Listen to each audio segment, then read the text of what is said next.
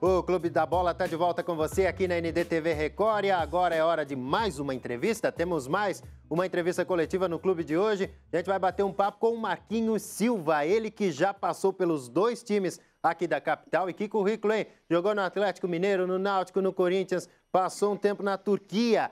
Esse tem história, hein, Marquinhos? Boa tarde para você. Seja muito bem-vindo ao Clube da Bola. Um prazer te receber.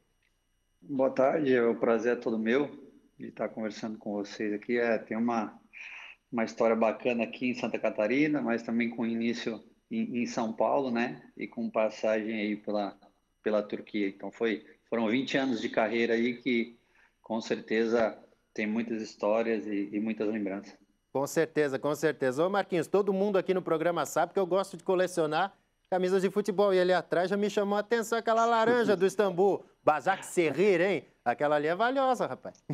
Essa daí tá bem valorizada agora, né? Tá, Na época que eu jogava lá, né, era um clube ainda que estava em ascensão, né? Tinha subido da segunda divisão para a primeira e hoje é uma das principais equipes, né? Atual campeã, né? Então, com certeza é valiosa.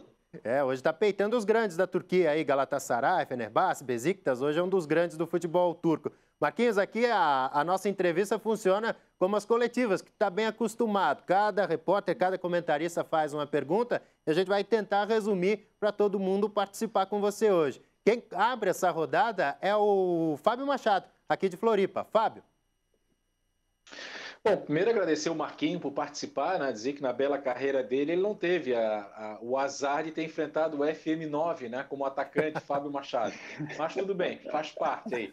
Olha, eu quero dizer o seguinte, né? Tirando a descontração, que eu admiro muito a carreira do Marquinhos, porque eu acompanhei vários dramas, inclusive da sua carreira, né? Como a acusação do doping, que eu escrevi na coluna, que muitas vezes o Marquinhos, por conta própria, se defendeu e provou a sua inocência. Depois ele passou por drama de ter saído de um rival para o outro, né, que gera toda aquela polêmica em torcedores. Aí foi ser campeão estadual no Avaí, onde também teve uma lesão. Então eu admiro muito o Marquinhos, já troquei algumas ideias com ele. E é uma satisfação, viu, Marquinhos, estar aqui com a gente aqui. Bom, Marquinhos, agora a pergunta que eu vou fazer, né? O que o Marquinhos anda fazendo? O Marquinhos tem a ideia de um dia estar ali na beira do campo como treinador? Quais são os projetos? E um prazer, né? Falar contigo aí mais uma vez. Prazer é meu, Fábio, obrigado. Você acompanha, né, o seu trabalho, né, o carinho sempre que você teve e o respeito, né, comigo, né. Então foram momentos que eu passei aqui em Santa Catarina, né. Já estou aqui há 9 anos, né. Nos clubes foram 6 anos aí, né. Então assim, eu passei bastante coisa boa, mas também passei por dificuldade como essa do doping aí que com certeza foi a principal da minha carreira, mas graças a Deus consegui dar a volta por cima, consegui comprovar, né, a minha inocência e voltar a jogar futebol, como você falou, uma mudança de um rival para o outro, conquistando um título, um acesso, né? Então acho que eu terminei muito bem a minha carreira.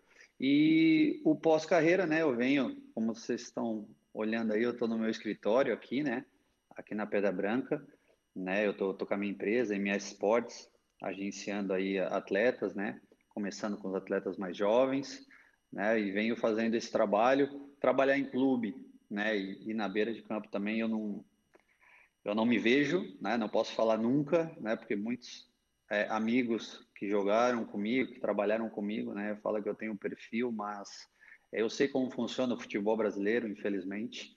E muitas vezes você não tem aquela autonomia de fazer o seu trabalho dentro do clube.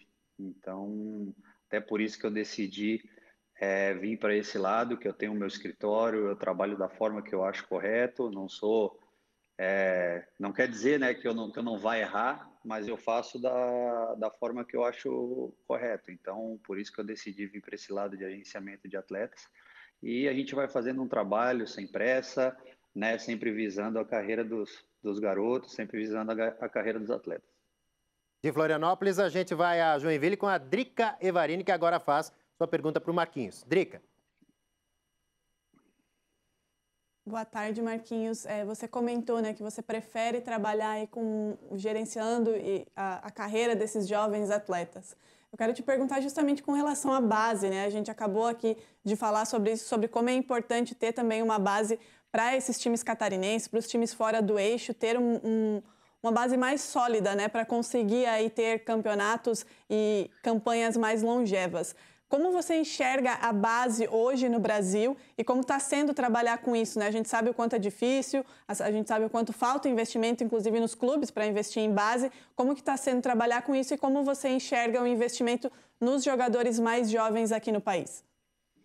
Olha, para mim está sendo tudo novo, né? Porque quem acha que o fato de eu ter sido atleta por 20 anos ia ser fácil, né? Esse trabalho fora de campo não é.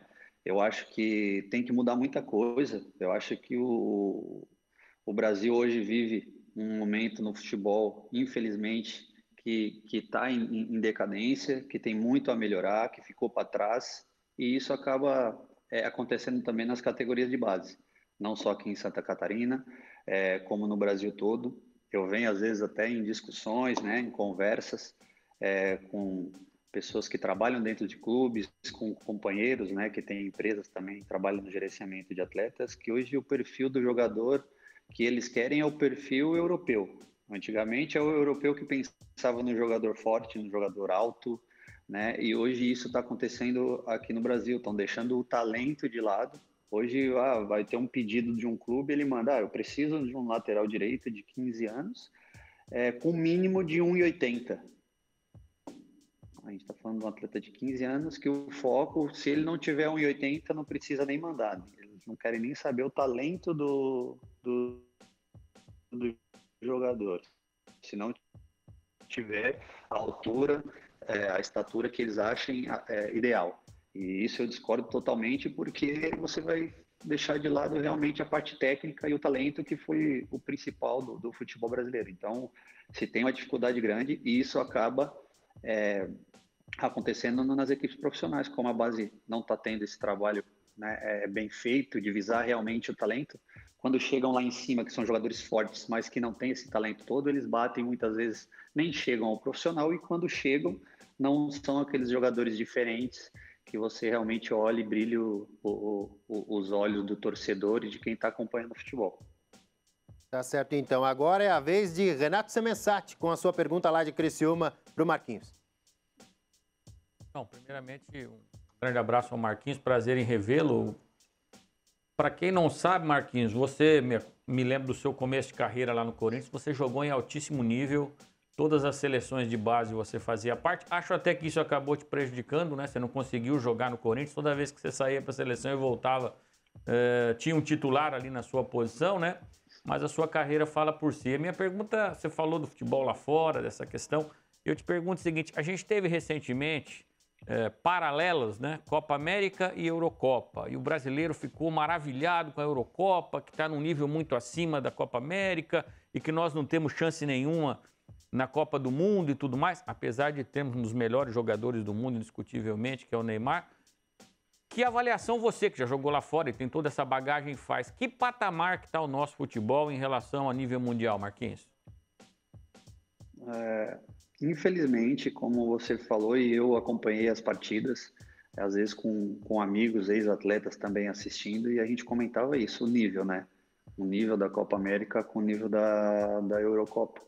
Infelizmente, a gente tem atletas na parte individual que são acima da média, mas na hora que você coloca o conjunto, né, fica muito abaixo, tá muito abaixo, né? E eu volto a frisar esse perfil de atleta.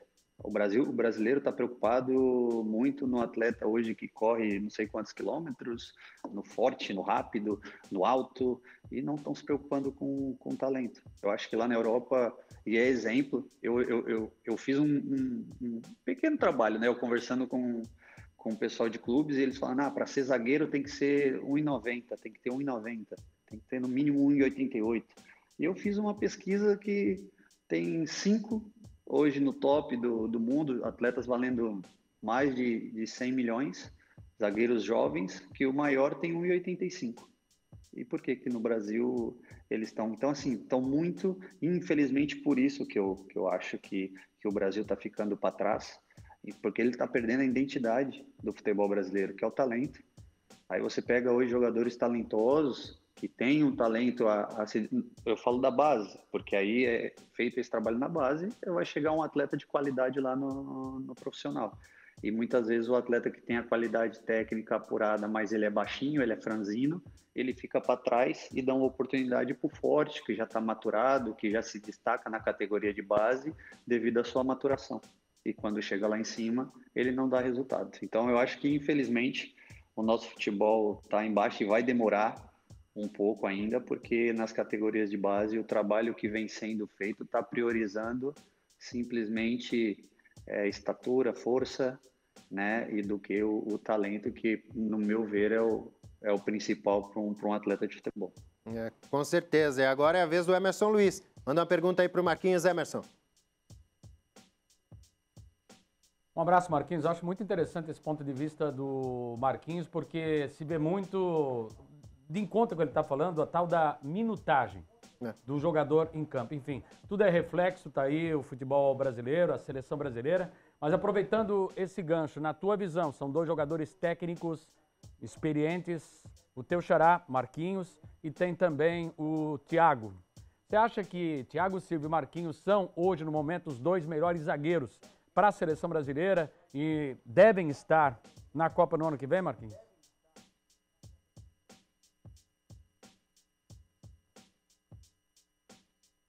Melhores. Thiago Silva, se falaram muito dele, né, anteriormente, que não servia para ser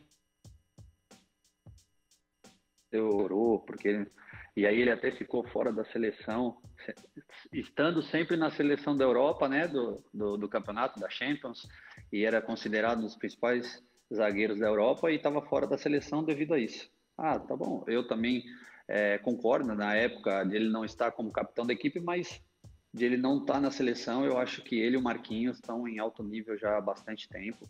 E aí eu volto a bater nessa tecla aí da estatura, né, de tamanho, de força. São atletas para zagueiro que não são tão altos e jogam em alto nível e são os melhores do mundo há anos. Então, na minha opinião, sim, os dois são, para mim, os zagueiros titulares aí da seleção brasileira. O papo, quando é bom, ele rende. Então, vamos aproveitar e fazer mais uma rodada de perguntas aqui com os nossos comentaristas. Fábio, manda lá. O primeiro quer dizer que o Marquinhos falou ali, né, como disse o Emerson, é muito preocupante, né? Eu já vi um treino de um treinador parar porque o menino deu 3 dribles. Eu já vi isso. Tá? Ele parou o treino porque o guri deu 3 dribles, né? E brigou com o guri publicamente porque ele era para fazer o jogo coletivo. Veja bem, nós estamos falando isso de um jogador brasileiro. Então isso é muito preocupante, muito interessante isso que o Marquinhos acabou pautando aqui na conversa. Ô Marquinhos, você acabou convivendo com 2 ídolos, né? Nós só vamos ter alguma... como é que eu vou falar? Nós só vamos entender isso no futuro, daqui a 10, 15 anos. Você conviveu com o Fernandes no Figueirense e com o Marquinhos Santos no Avaí, né? Nós só vamos entender isso no futuro, né? Hoje é muito difícil na hora a gente tentar dimensionar a importância desses 2 atletas.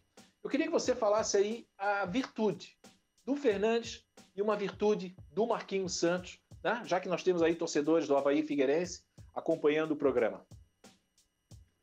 Olha, o Fernandes eu peguei, não peguei dentro de campo, né? Eu peguei ele fora de campo, mais do que sempre foi falado, que foi sempre um profissional de altíssimo nível.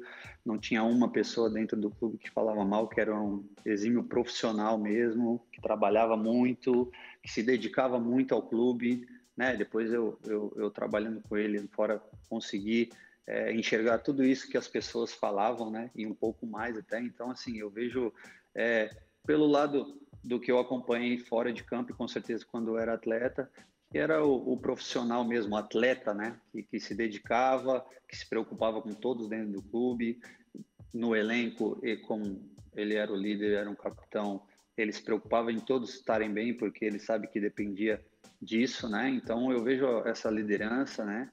E o Marquinhos é um cara que a gente tinha jogado muitas vezes contra, né? Até às vezes discutindo dentro de campo, né? E foi o primeiro cara que me trouxe, que falou, não, traz esse cara para o Avaí. Foi ele que deu toda a força para mim estar no Avaí. E convivendo com ele, que foi ali no final da carreira dele, Eu acho que ele conquistou tudo o que ele conquistou, não foi à toa, porque de uma dedicação também. Todo mundo sabe do problema de joelho dele, né? Que até fez ele parar, de tomar injeção, de pressionar o joelho para tirar líquido do joelho para poder estar bem, para poder estar jogando com a gente, para poder estar ajudando o Avaí.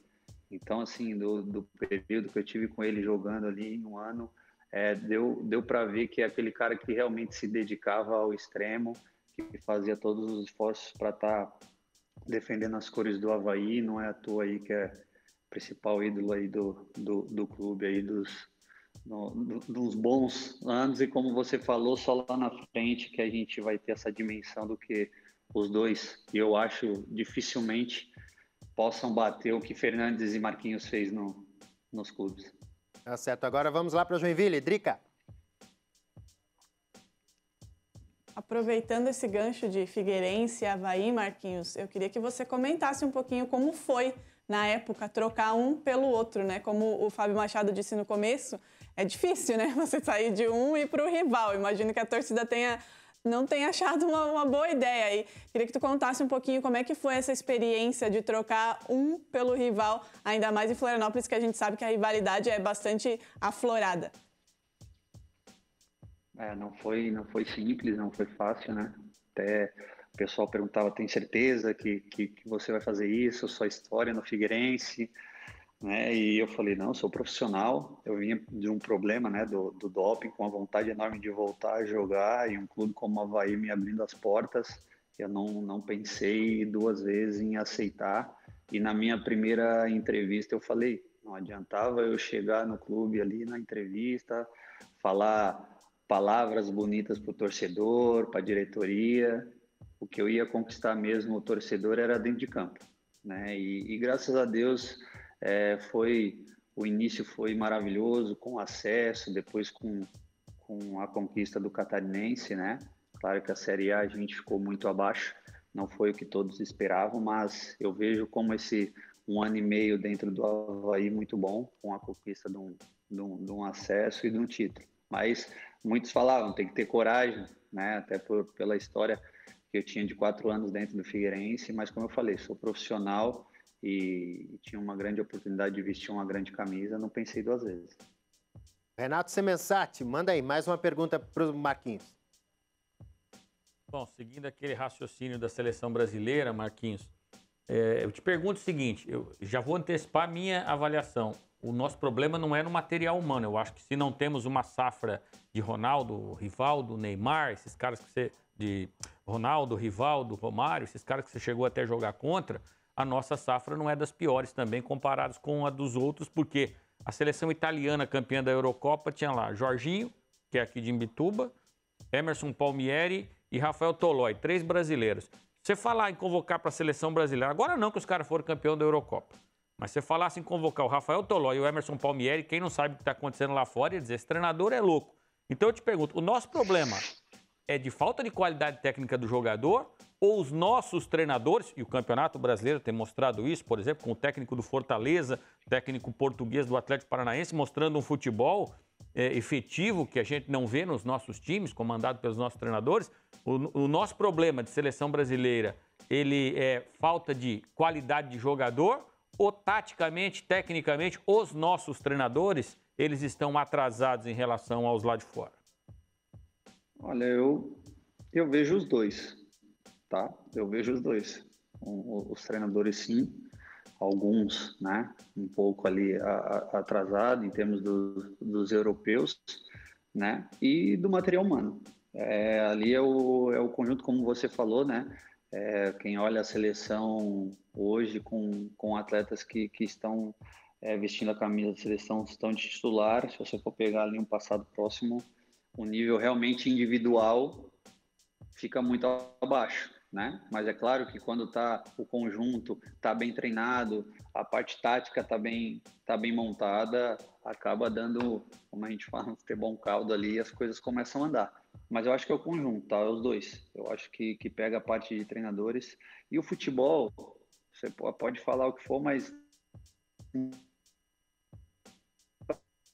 vai ser uma ciência exata, né? Então você vai ver os grandes treinadores com uma filosofia de trabalho, mas que às vezes os jogadores não vão ter esse entendimento, não vai encaixar e as coisas vão acontecer. Como eu já trabalhei com treinadores que não sabia nem dar um treino direito e conquistaram títulos, enquanto outros que tinham excelentes trabalhos no dia a dia e acabava que não conquistava nenhum título e não conseguiu nenhum trabalho bom, né? E que sempre ali o pessoal falava, mas é treinador ruim. Futebol é resultado. Se você tem um puta de um treinador que entende de tática, de técnica, que é bom de vestiário, claro que a tendência é esse cara ser vitorioso. Mas também não é uma ciência exata, como eu volto a frisar, trabalhei com treinadores que não sabiam nem dar um treino direito e conquistou muitos títulos. Agradecendo então ao ex-zagueiro Marquinhos pela participação aqui no Clube da Bola. Marquinhos, obrigado e claro que o espaço está sempre aberto, sempre à disposição aí para os seus novos projetos também no futebol e para falar das suas histórias, né, que tem bastante coisa. Obrigado. Eu que agradeço aí a todos. Boa tarde, sempre que precisar aí a gente está à disposição para bater um papo. Tá certo. Tá então Marquinhos participando do Clube da Bola nesse sábado.